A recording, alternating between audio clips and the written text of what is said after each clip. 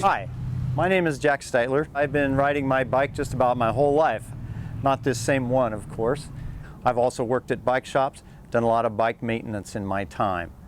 Today, more and more of us are riding our bikes. We're riding them to work or to school, and just to help keep our planet green and our air clean. Today I'm going to talk about how to clean the drivetrain on your bike. There are several steps, and we use some different procedures and tools and materials. It's good to have a rack or a stand that you can put your bike up on so that you have it at waist level, easily accessible, and also so that you can turn the chain. Some of the necessary items: this is a citrus degreaser and it's biodegradable. It will hold the dirt in suspension and then you can wash it off. A series of brushes, of course the old standby, the old used toothbrush. I have some good rags here. You can use shop towels or paper towels in a pinch. And lastly, some lubricant.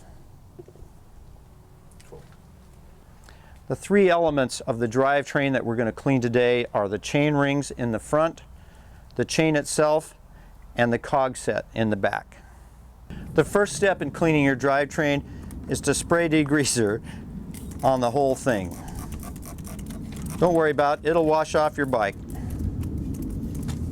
Make sure you're getting plenty on your chain and on your cog set in between. As I mentioned, we're using a biodegradable citrus degreaser. It's not harmful to the environment and it will wash off with water. Let that soak for a while, as long as you can. 15 minutes, half an hour is good. If you're in a hurry, let it sit for 5 minutes. It'll loosen up the dirt and grime on all of your parts. Now that the degreaser has been sitting on there for about 15 minutes, I'm going to take my biggest brush and go around and clean all these teeth and make sure I get in between them. Once I've cleaned the outer chain ring, you can see I've shifted the chain off of the small one, and now I'm going to hit that with the brush, getting down in there, turning it around when necessary. Make sure I get all those teeth clean. It's not going to get clean and shiny like it was brand new, but you want to get all the dirt off.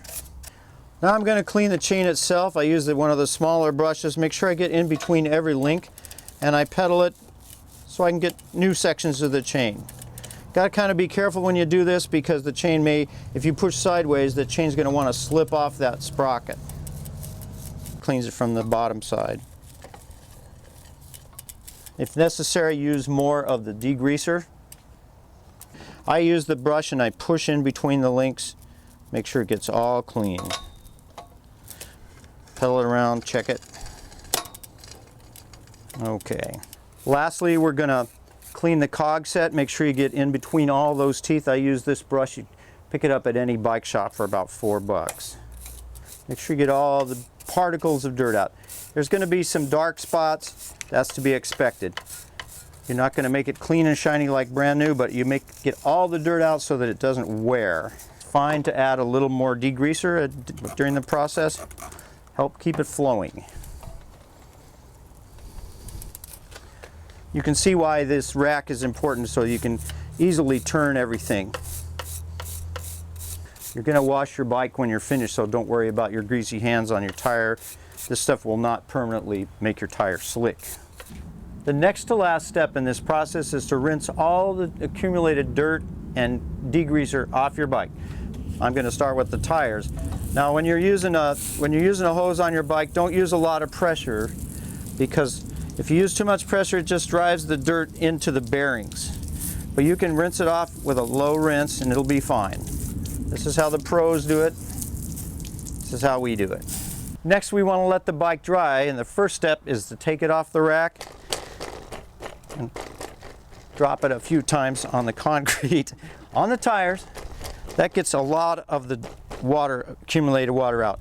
Now I'm going to put it back on the rack and just let it air dry for quite a while, maybe 10-15 minutes. And then last step, we'll put the lube back on. This is a good time. You can wipe your frame off, you can check your brakes, you can do other things while you're waiting for the drivetrain to dry.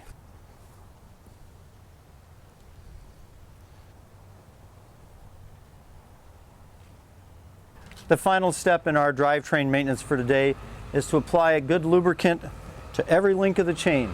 You don't need to do anything up here or back here. The chain is going to carry the lubricant to all those parts. So I make sure that it hits every link.